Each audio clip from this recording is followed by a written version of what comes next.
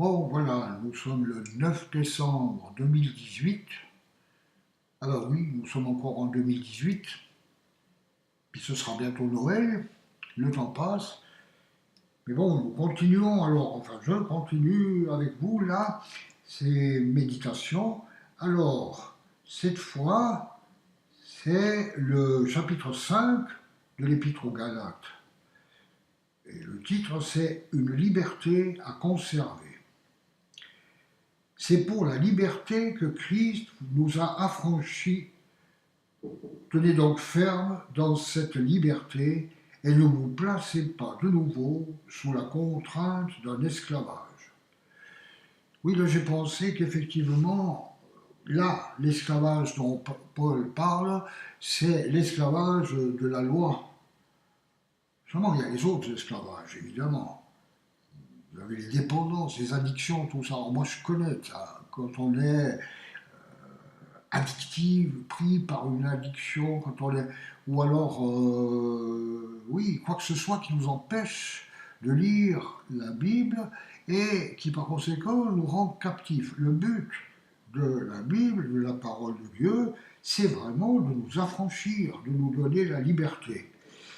Voilà, alors ensuite, moi, Paul, je vous le dis, si vous vous faites circoncire, Christ ne vous servira à rien. Et j'affirme encore une fois à tout homme qui se fait circoncire qu'il est tenu de mettre en pratique la loi tout entière. Ouais, mais je signale au passage que moi je suis circoncis. Mais il y en a beaucoup d'autres, hein, parce que c'est à ma naissance qu'on m'a fait circoncire. Alors, je ne me suis pas fait circoncire, par conséquent, j'en déduis que je ne suis pas tenu de mettre en pratique la loi tout entière. J'apprends bien que je ne suis plus sous la loi, mais c'est de toute façon, ce sont ceux qui ont bien compris que ce n'est pas la loi qui va les sauver, qui, eux, alors, marchent par la foi et alors sont vraiment dans le bon chemin. Voilà ce que je comprends. Vous êtes séparés de Christ, vous tous qui cherchez à être considérés comme justes dans le cadre de la loi.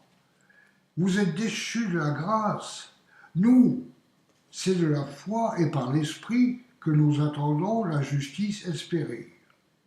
En effet, en Jésus-Christ, ce qui a de l'importance, ce n'est ni la circoncision, ni l'incirconcision, mais seulement la foi qui agit à travers l'amour. Alors, on se souvient, les Galates, au départ, avaient accueilli l'évangile avec joie et tout ça, et puis ils avaient compris, apparemment. Alors, c'est pour ça qu'à partir du verset 7, Paul dit « Vous courriez bien. Qui vous a arrêté pour vous empêcher d'obéir à la vérité ?» Cette influence ne vient pas de celui qui vous appelle. Un peu de levain fait lever toute la pâte. J'ai confiance dans le Seigneur qu'en ce qui vous concerne, vous ne penserez pas autrement. Mais celui qui vous trouble, quel qu'il soit, en subira la condamnation. Quant à moi, frères et sœurs, pourquoi suis-je encore persécuté si je prêche encore la circoncision? Le scandale de la croix est alors supprimé. Puisse-t-il même se castrer ceux qui jettent le trouble parmi vous? Frères et sœurs, c'est à la liberté que vous avez été appelés. Seulement, ne faites pas de cette liberté un prétexte pour suivre les désirs de votre nature propre. Au contraire, soyez par amour serviteurs les uns des autres. En effet, toute la loi est accomplie dans cette seule parole: tu aimeras ton prochain comme toi-même. Mais si vous vous mordez et vous dévorez les uns les autres, attention, vous finirez par vous détruire les uns les autres.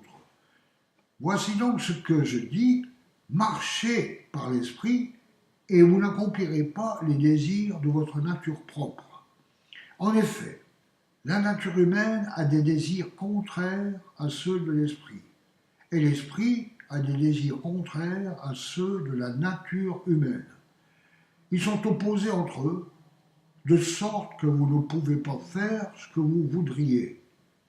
Ça, ce sont les conflits intérieurs.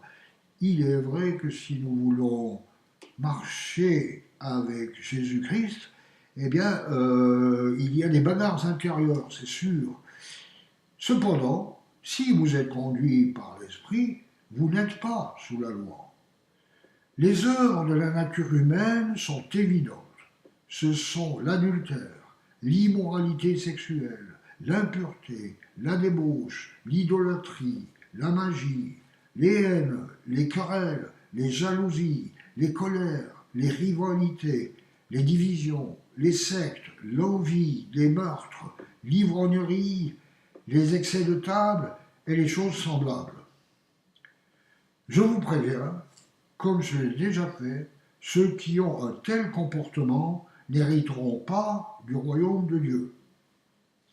Mais le fruit de l'esprit, c'est l'amour, la joie, la paix, la patience, la bonté, la bienveillance, la foi, la douceur, la maîtrise de soi. Contre de telles attitudes, il n'y a pas de loi. Ceux qui appartiennent à Jésus-Christ ont crucifié leur nature propre avec ses passions et ses désirs. Si nous vivons par l'Esprit, laissons-nous aussi conduire par l'Esprit. Ne soyons pas vaniteux en nous provoquant les uns les autres, en nous portant envie les uns aux autres. Voilà, c'est ici la fin du chapitre 5, c'est le verset 26. Eh bien, voilà, il y a beaucoup d'enseignements là-dedans. Hein. Demain, je verrai le 6e chapitre, puis quand il aura été fait, nous passerons à la lettre aux Éphésiens.